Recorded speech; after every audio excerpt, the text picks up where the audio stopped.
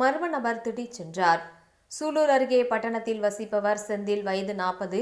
இவர் அதே ஊரில் தனது வீட்டின் அருகே செல்போன் கடை நடத்தி வருகிறார். இந்த கடையை அவரது மனைவி மோனிகா, வயது 35 என்பவர் செந்தில் இல்லாத போது கவனித்து வந்தார். இந்நிலையில் வெள்ளிக்கிழமை மதியம் செல்போன் கடைக்கு வந்த மர்ம நபர் தனக்கு தண்ணீர் தாகமாக உள்ளது, தண்ணீர் கொடுங்கள் என மோனிகாவிடம் கேட்டு அவரது கவனத்தை திசை திருப்பியுள்ளார். கடைக்கு பின்புறம் உள்ள அவர்களது வீட்டிற்கு தண்ணீர் எடுக்க மோனிகா சென்றபோது கல்லாப்பேட்டியில் இருந்த பணத்தை லாவகமாக கொள்ளையடித்து கொண்டு அங்கிருந்து தப்பினார்.